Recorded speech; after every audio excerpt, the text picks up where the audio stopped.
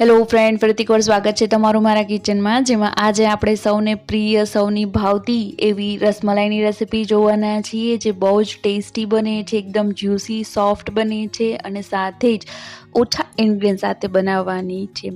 જ્યાં ફ્રેન્ડ્સ દેખાવમાં ખૂબ હાર્ડ લાગે છે, પરંતુ એકદમ બનાવવામાં ઇઝી છે અને સાથે જ ઘરના પનીર અને ઘરના દૂધમાંથી તમે ખૂબ સરળતાથી આ રસમલાઈ ઘરે તૈયાર કરી શકો છો. અને ફ્રેન્ડ્સ, એક વખત તમે આ રસમલાઈ ઘરે બનાવશો તો આઈ એમ શ્યોર ફરી બજારમાંથી નહીં લાવો, એટલી સરસ અને સોફ્ટ બને છે. તો આવો તેની આખી પ્રોસેસને જોઈ લઈએ. ઘણી બધી ટિપ્સ અને ટ્રિક્સ સાથે તમે આ રસમલાઈ એકદમ પરફેક્ટ ઘરે બનાવી શકશો. અને એની પહેલાં જો તમે મારી ચેનલ પર નવા હોય અને હજુ સુધી જો તમે મારી ચેનલને લાઇક, શેર અને સબસ્ક્રાઈબ ન કર્યું હોય તો પ્લીઝ તે જરૂરથી કરી લેજો, કારણ કે તે ટોટલી ફ્રી છે. તો રેસિપી તરફ આગળ વધીએ.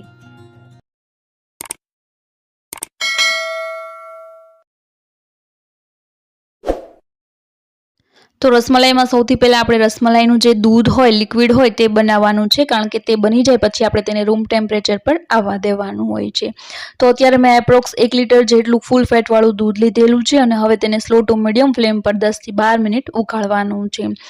અને 4થી 5 મિનિટ ઉકળે એટલે હવે આપણે તેમાં 2 ચમચી જેટલી પિસ્તાની કતરણ અને 2 ચમચી જેટલી બદામની કતરણ એડ કરી દઈશું. અને ત્યારબાદ ચપટીક જેટલું જે સેફ્રોન હોય તે એડ કરી દેવાનું છે, એટલે કે કેસર એડ કરવાનું છે. અને સાથે જ અડધી ચમચી જેટલી એલચીનો પાવડર એડ કરી દેવાનો છે. ફ્રેન્ડ્સ, આ દૂધને વધારે નથી ઉકાળવાનું, ફક્ત 10થી 12 મિનિટ જ ઉકાળવાનું છે. જો વધારે જાડું કરી નાખશું ઉકાળીને તો જે રસમલાઈ છે તે દૂધને પી નહીં શકે અને સરસ મજાની આપણી સોફ્ટ અને જ્યુસી રસમલાઈ નહીં બને. માટે 10થી 12 મિનિટ જ ઉકાળવાનું છે. 6 મિનિટમાં ઉકળે એટલે આપણે ત્યારબાદ તેમાં ખાંડ એડ કરવાની છે. અત્યારે મેં અડધો કપ જેટલી ખાંડ એડ કરેલી છે. તમે તમારી અનુકૂળતા પ્રમાણે વધારે કે ઓછા પ્રમાણમાં ખાંડ એડ કરી શકો છો. તો ટોટલ 12 મિનિટ જેવું આપણું જે દૂધ છે તે સરસ મજાનું ઉકળી ગયું છે. તો હવે આ સ્ટેજ પર આપણે ગેસને બંધ કરી દેવાનું છે. અને આ દૂધ વધારે ઠંડુ રૂમ ટેમ્પરેચર પર આવે એટલા માટે આપણે તેને બીજા બાઉલમાં શિફ્ટ કરી દેવાનું છે. તો આ બે બાબતોને તમે ખાસ ધ્યાનમાં રાખજો કે રસમલાઈ એકદમ આ દૂધ ઠંડુ રૂમ ટેમ્પરેચરવાળું થાય ત્યારબાદ જ તેમાં એડ કરવાની છે. અને સાથે જ તેને વધારે પડતું જાડું નથી બનાવી લેવાનું. તો હવે રસમલાઈની બીજી તૈયારી જોઈએ. તો તેના માટે રસમલાઈ બનાવવા માટે મેં અત્યારે 200થી 250 ગ્રામ જેટલું હોમમેડ પનીર લીધેલું છે. આ પનીર જે છે તે સરસ મજાનું કેવી રીતે બનાવવું ઘરે, બધી ટિપ્સ અને ટ્રિક્સ સાથે મેં અગાઉ ચેનલ પર વિડીયો શેર કરેલો છે, તો ત્યાં જઈ તમે ચેક કરી શકો છો. અને છતાં પણ હું એન્ડ સ્ક્રીનમાં તેનો વિડીયો મૂકી દઈશ, તો ત્યાં પણ તમે જોઈ શકો છો. હવે આ જે પનીર છે તેને આપણે આ રીતે એકદમ ભૂકો કરીને અને સોફ્ટ બનાવવાનું છે. તો એનું સરસ મજાનું ક્રમ્બલી ટેક્સચર આ રીતનું આવી જાય એટલે હવે આપણે તેને હથેળીની મદદથી મસળવાનું છે. હવે હથેળીની મદદથી મસળીએ ત્યારે પણ આપણે તેને ખાસ ધ્યાન એ રાખવાનું છે કે તેને એકદમ વધારે પડતું મસળી નથી લેવાનું. 3 થી 4 મિનિટમાં તે સરસ મજાનું મસળાઈ જાય છે.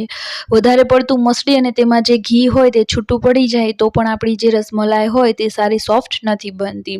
માટે આ રીતે થોડું હળવા હાથે મસળી અને એકદમ સોફ્ટ પનીર લાગે તેનું જે ટેક્સચર હોય તે આવું ક્રમ્બલીમાંથી એકદમ સોફ્ટ બની જાય એ સ્ટેજ પર આપણે તેને મૂકી દેવાનું છે. તો થોડું થોડું કરી અને આ રીતે 4 થી 5 મિનિટમાં આપણું જે પનીર છે તે સરસ મજાનું મસળાય અને એકદમ સોફ્ટ આ રીતનું બની ગયું છે. તો જ્યારે આવું સોફ્ટ થઈ જાય ત્યારે આપણે તેમાં 1 ચમચી જેટલો તેમાં મેંદો એડ કરવાનો છે. હવે મેંદો પણ વધારે એડ નથી કરવાનો. જો મેંદો વધારે એડ કરશો તો પણ તમારી જે રસમલાઈ હોય તે હાર્ડ બની છે. માટે ફક્ત 1 ચમચી જેટલો જ એડ કરવાનો છે. અને તેનું કારણ એ છે કે તેમાં જે મોઇસ્ચર હોય તે ઓબ્ઝર્વ કરી લે અને આપણી રસમલાઈ છૂટી ન પડે. તો 1 ચમચી મેંદાને પણ તેમાં સારી રીતે એડ કરીને મિક્સ કરી લીધું છે. અને આપણું જે પનીર છે તે રસમલાઈ બનાવવા માટે તૈયાર છે. તો તેને થોડી વાર સાઈડમાં રાખશું અને બીજા ગેસ પર ચાસણી રાખી દેવાની છે. તો અત્યારે એક પેનને મેં ગેસ પર રાખી દીધેલું છે અને તેમાં 2 કપ જેટલી ખાંડ લીધેલી છે. હવે 2 કપ ખાંડની સામે આપણે 5 કપ જેટલું પાણી લેવાનું છે. પાણીનું પ્રમાણ વધારે રાખવાનું છે અને તપેલું પણ તમારે મોટું લેવાનું છે, કારણ કે જે રસમલાઈ હોય તે ચાસણીમાં જાય એટલે વધારે ફૂલાય અને મોટી થાય છે અને તેની જગ્યા પણ ઝાઝી જ હોય છે. એટલે પાણી અને તપેલું બંને મોટા લેવાના છે અને પાણી પણ ઝાઝું લેવાનું છે. હવે ખાંડ ઓગળે છે ત્યાં સુધીમાં આપણે રસમલાઈને બનાવી લઈએ. તો નાનું પોર્શન હાથમાં લઈ અને ગુલાબજાંબુની જેમ ગોળા વાળીએ એ રીતે ગોળ કરીને આ રીતે દબાવી દેવાનું છે. તેમાં ક્રેક ન રહે તેનું ખાસ ધ્યાન રાખવાનું છે, અને તેની સાઇઝ પણ નાની રાખવાની છે, કારણ કે તે ચાસણીમાં વધારે ફૂલાય અને મોટી બનવાની છે. હવે આ બાજુ આપણી ખાંડ છે તે પણ સરસ મજાની ઓગળી ગઈ છે, અને ચાસણી બનાવતી વખતે બીજી બાબત એ ધ્યાનમાં રાખવાની છે, તે એકદમ પાતળી આ રીતે બનાવવાની છે. મધ કરતાં પણ પાતળી બનાવવાની છે. ફક્ત તેમાં એકાદ બે ઉભરા આવે એટલે આપણે તેમાં આપણી રસમલાઈ હોય તે એડ કરી દેવાની છે. જો જાડી બનાવીશું તો રસમલાઈ તે ચાસણીને ઓબ્ઝર્વ નહીં કરી શકે. ત્રીજી બાબત એ ધ્યાનમાં રાખજો કે તે આ રીતે ઉકળે પછી જ તેમાં એક રસમલાઈ એડ કરવાની છે, અને એક રસમલાઈ એડ કરવાની છે, એક સાથે બધી નથી એડ કરી દેવાની, નહીતર તે સરસ મજાની ફૂલાશે નહીં. તો આ રીતે ચાસણી 3 થી 4 મિનિટ હાઈ ફ્લેમ પર આપણે ઉકાળવાની છે, અને 4 થી 5 મિનિટ બાદ આપણે તેનું ઢાંકણ બંધ કરી દેવાનું છે, અને હવે તેને 10 થી 12 મિનિટ આ રીતે હાઈ ફ્લેમ પર જ ઉકાળવાની છે. તો 10 થી 12 મિનિટ એ ઉકળે છે તો ત્યાં સુધીમાં બીજી તૈયારી જોઈ લઈએ. તો એક બાઉલમાં અહીંયા મેં ઠંડુ પાણી લીધેલું છે, અને તેમાં મેં બરફના ટુકડા એડ કરેલા છે. હવે આ બાઉલ તૈયાર કરવાનું કારણ એ છે કે આપણી જે રસમલાઈ છે તે ગરમ જ આપણે બહાર કાઢી અને આ ઠંડા પાણીમાં એડ કરી અને તેનું ટેમ્પરેચર જે હોય તે ડાઉન કરવાનું છે.